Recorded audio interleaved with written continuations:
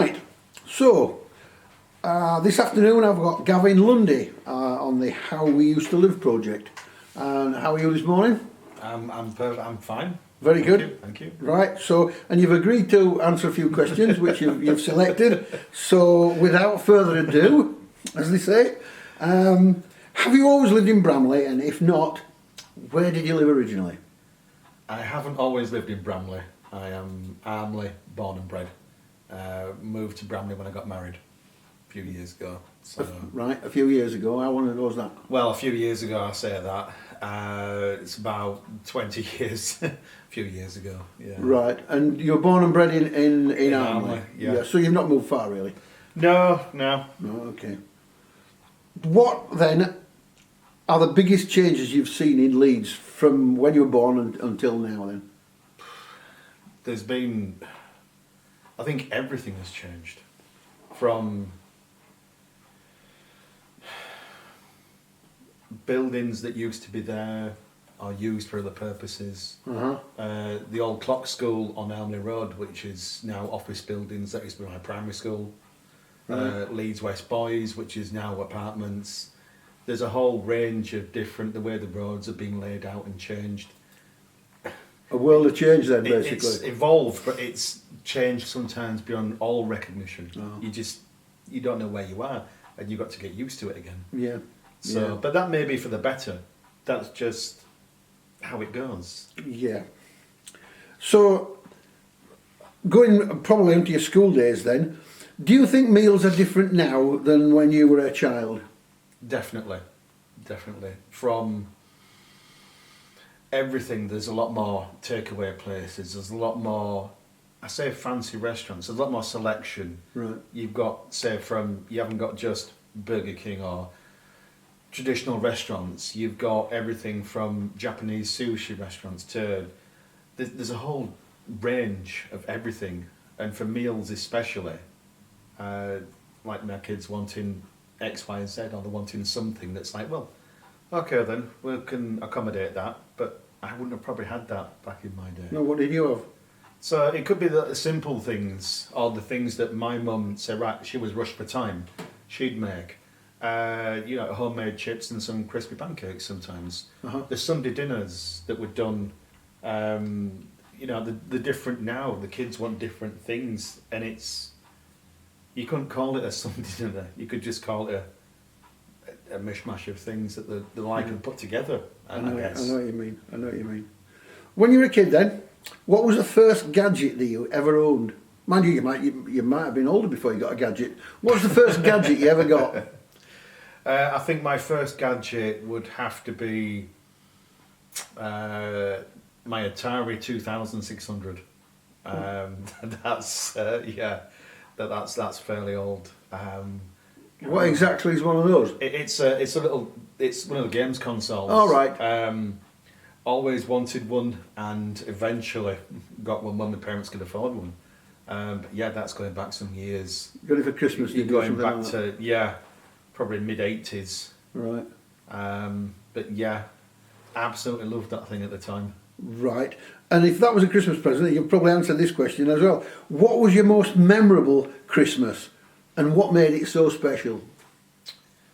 I think there's two answers to that. I think yes, that one with the Atari, and another where I got there was another present, there was another Lego gift that I got at the time that was quite sought after. All right. But I also had a lot more family and friends that came round at that time. It just made it feel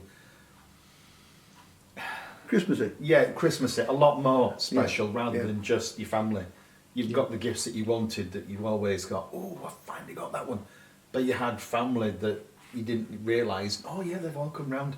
The crowded house. Yeah. That's what it was all about. Bringing all the sweets with them as well. Everything, yeah, bringing the sweets. What was your favourite? What was your favourite sweet? Back then, Neapolitans. You can't get them now, unfortunately. But yeah, I distinctly remember I think it was Christmas Day evening, family, friends, and just this giant box of Neapolitans being passed around don't know what was on the TV. I was more interested in the chocolates. Oh, there were chocolates, were they? Yeah, there were Terry's chocolates. chocolate Neapolitans, I bet. That's the one. Yeah, that's the one. There you go. A little bit like little bricks wrapped in paper. Yeah, you open up I and say, remember. right, I I want remember. all of these colours and I want none of them. Right, so I'm getting all these. You can have. I don't care. Picky. Yeah, well, as a kid, you're like, I want them, and that's it, and that's going to make my world. Yeah. There you go, done. And of these favourite sweets, what did they cost you? What was the average spend on sweets then? I don't know how much they cost, but you could go to the corner shop and you could get 10p mixes. You can get the penny sweets, the trays, individually done with all the different sweets. You could spend 20p and come back with, quite a lot then. Yeah. But a lot of things were a lot cheaper, especially. It might have been just... I think that might be relative, actually. Just the time. Like the mid to late 80s, it was just... It seems like a world that was different from what it is now, completely. A different era.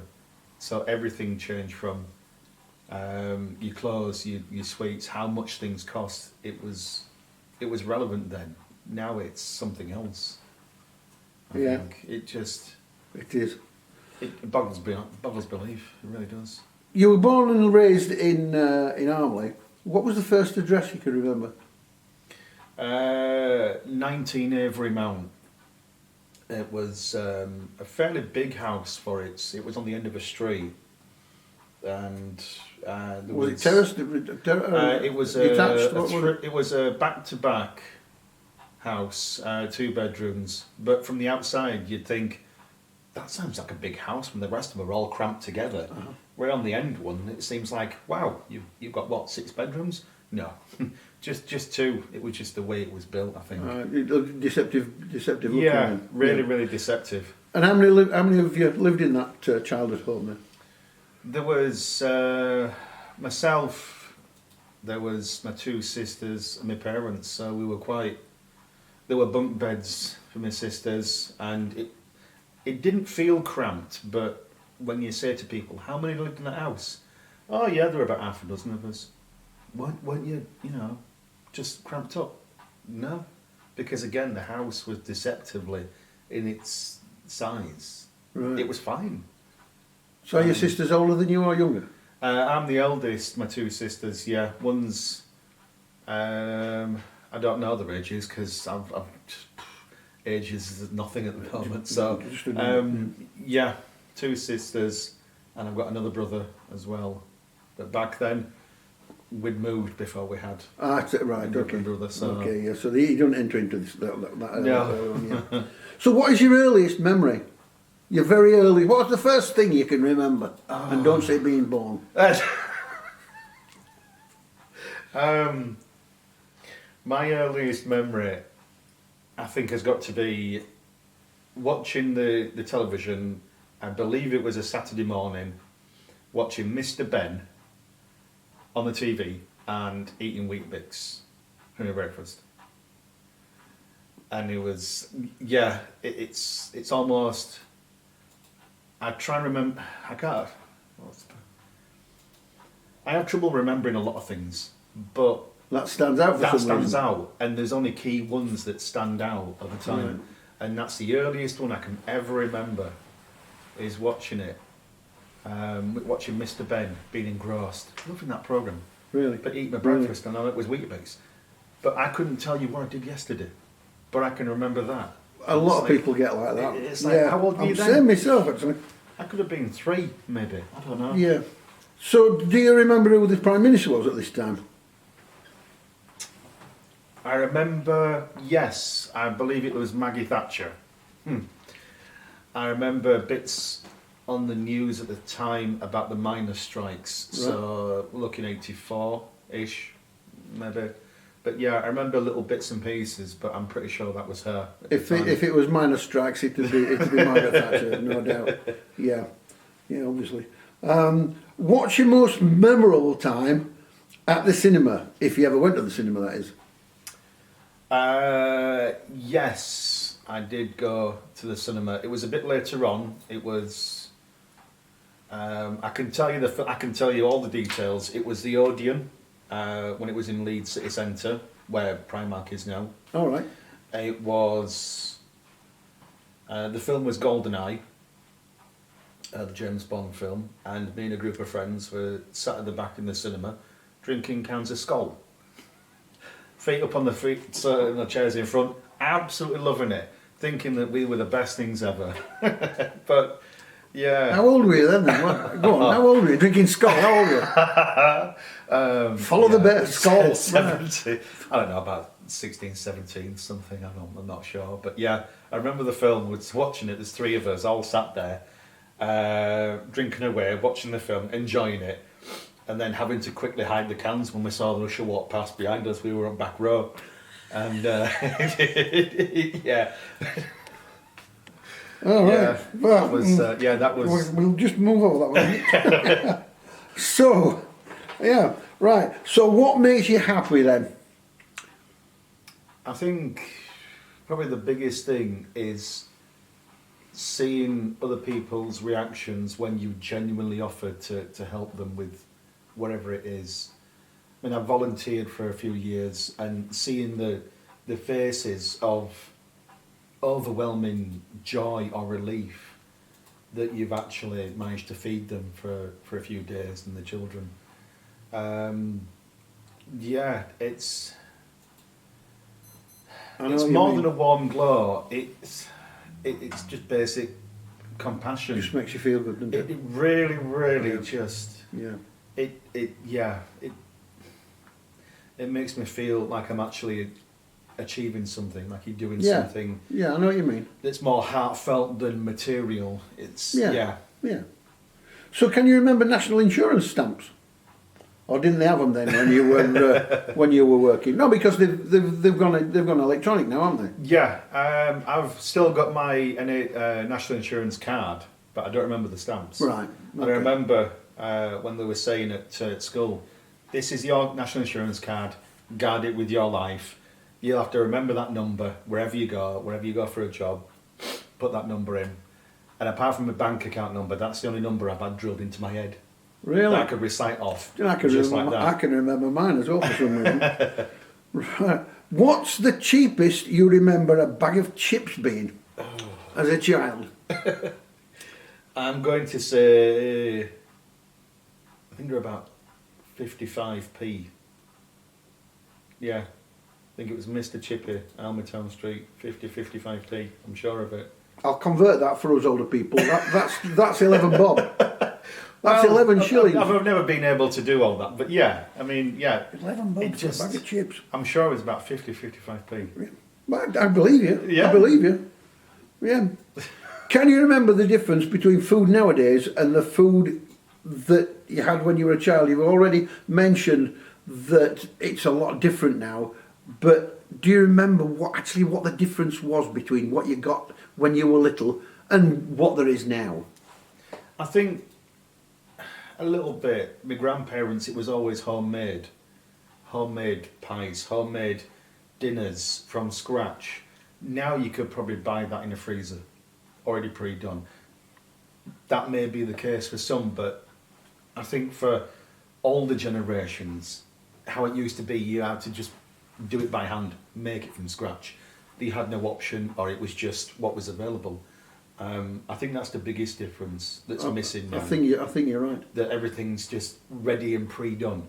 Yeah. Nobody wants to spend the time and say, well, look, you get all the stuff, and then we'll stand there and we'll make a crumble. We'll stand there and make a Sunday dinner, and trying to teach my kids or any kids now and say, look, peel the spuds, we'll do this, and we'll have a nice dinner. What? And they'll look at you as if to say, yeah, are you talking French? Yeah. You can just go ping a meal and done. And I think that's the biggest change. Yeah, the biggest change, yeah. I think the biggest change, the biggest letdown, because the children don't get to experience skills that they may need or they could pass on.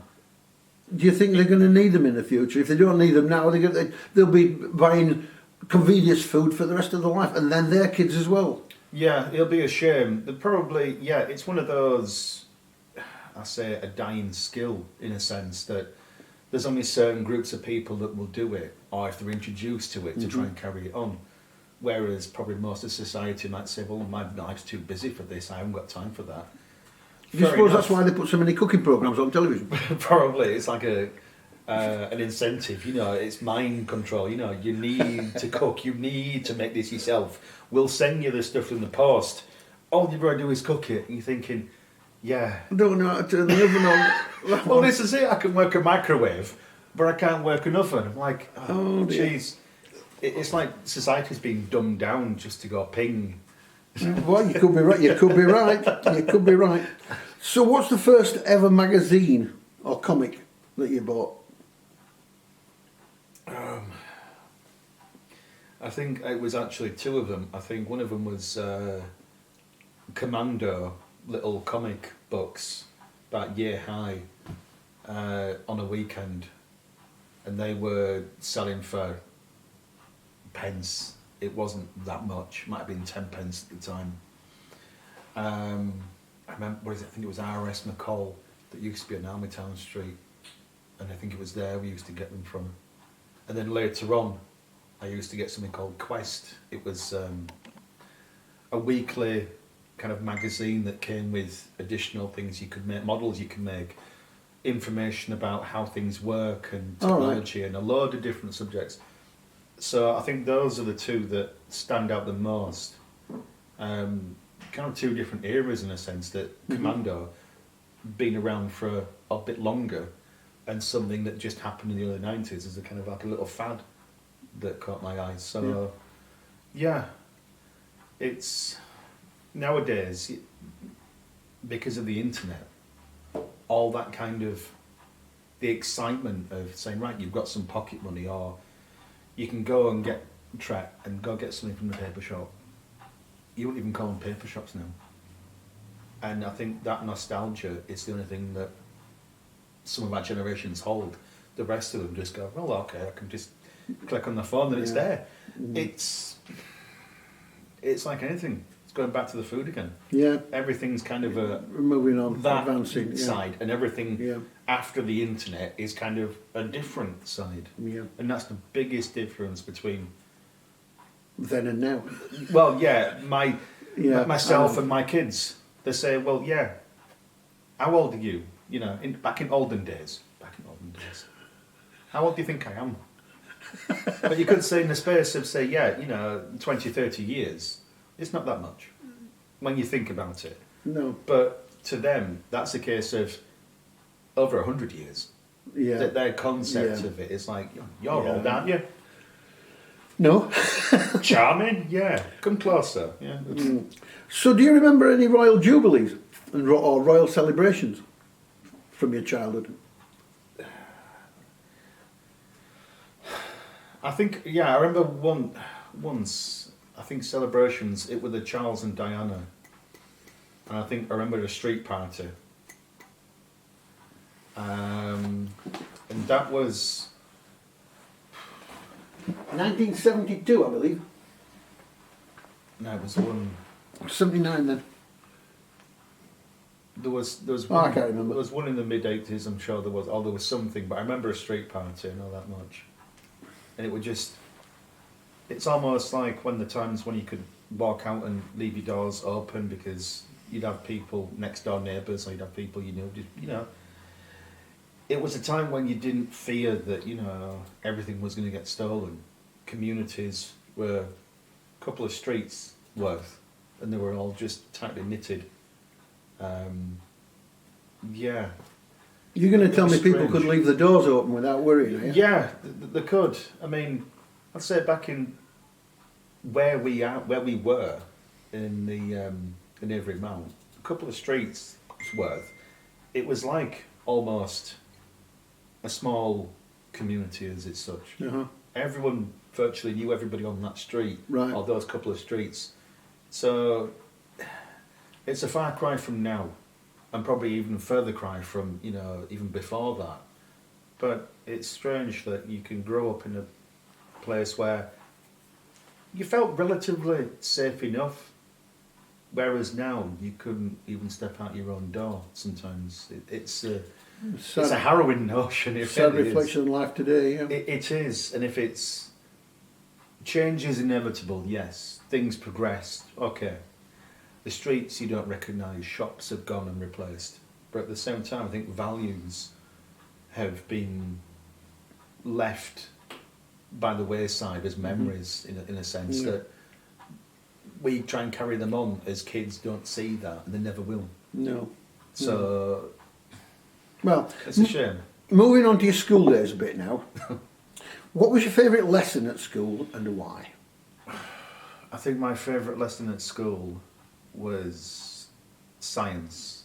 I don't know, there was just something about it.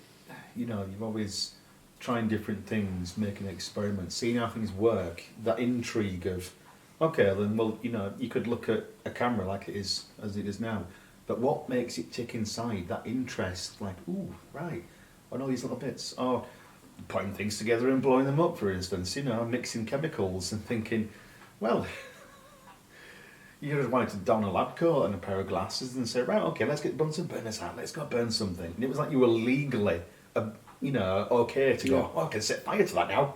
I can make that explode. Yeah, you're happy with that. Yeah. And in a legal sense. Yeah. So this school you went to, well, while you were blowing things up, how did you get there?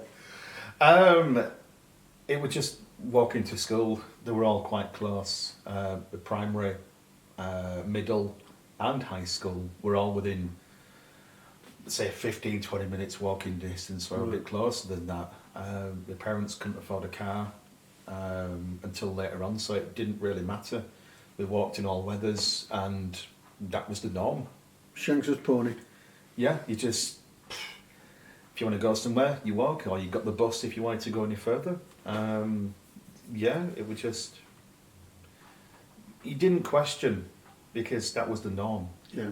You know, if you could get a car, fair enough, but if you didn't, you just walked. Yeah. Science was your favourite. What was your least favourite? Least favourite? French. Never, it's like, never understood why we'd probably need it. I think we'd just got into Europe at the time, I think that was 92. But it was just, it seemed like an alien language. And I guess English does to most other languages, but we just like, I couldn't grasp it. No. All the ways of doing it, and especially French, it was just, You didn't like you it? just couldn't make it up. I guess your favourite teacher wasn't the French teacher then? No, she was nice, but I just didn't grasp it at all. I don't know. I think other people, like now, later on actually, I think they did like bits of German or bits of Spanish, and I thought, oh, maybe that'd have been better. Possibly. But French, oh, definitely not. It just, no. So who was your favourite teacher then? My favourite teacher, I had two. I had one in primary school, Mr. Fairweather, who came over from Canada on a like one of the transfers. Somebody went over there. Exchanges. So yeah, I remember sitting watching a film about something and eating ice cream that maple syrup had introduced, and that was in primary. In the other schools, it was a science teacher. I'm trying to remember his name. At Bayek. Yeah, really had a lot of time for those two, and they just seemed to, their personality or their way of coming across just stayed with you. And again, it could be just that at the times you just absorbed more in because there were no more distractions like there is now. You know, it was. So when you got home from school, right? You're home from school. You've had your science lesson. You've hated your French lesson. You're watching the television. What's your favourite television programme? I think at the time, Mr. Ben. Mr. Ben, definitely. Going into a changing rooms and like coming out in a different outfit was like, wow, okay then, and all the adventures. And then you kind of like moved on and thought, right, okay then. All the kids' cartoons at the times. Yeah, Blue Peter, always making stuff. I think that was probably it. Always wanting a Blue Peter badge and never been able to get one. always making all these crazy things that they were saying, yeah, you could build this, and you're nagging your mum for a yogurt pot and a washing up bottle. I think that kind of interest in trying to make something, following on from the science and saying, right, okay, what can we do? Or how can I make this better? Or can I do something with it that'll, make it go explode in the garden or something, and watch the baking soda vinegar volcano and like, oh yeah, and you're just mesmerised that you're able to do these from stuff from your own house. It's like, yeah, I think that's going to be one of the favourites, I think. So holidays, right? You've done all your school and you're going on holiday. Where did you go when you were a child? When I was a child. And what did you do when you were there? We didn't go abroad because my parents couldn't afford it. But when they did get a car eventually, a Ford Sierra, funnily enough, I remember the reg plate, but again, I don't know where I did yesterday. That's the ironic thing. Wow. It was just going to the coast, going to the seaside, going to Scarborough, going to Brid, going to Whitby. Keeping to Yorkshire. Yeah, keeping it to Yorkshire. We kind of, I don't know if it's like Yorkshire in people in general, but you just kind of like stick within your own kind of, I say imaginary borders that you don't usually venture out unless you have to. Didn't have a passport, couldn't go to Lancashire.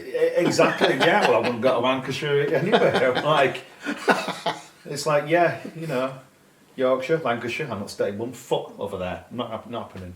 But yeah, you just kind of like, you stuck to your own little piece of where you knew, or your own little county in a sense. Yeah. You didn't feel the need to say, right, can we go on holiday? Yeah, where can we go? We can't go anywhere, we can't afford it, too expensive.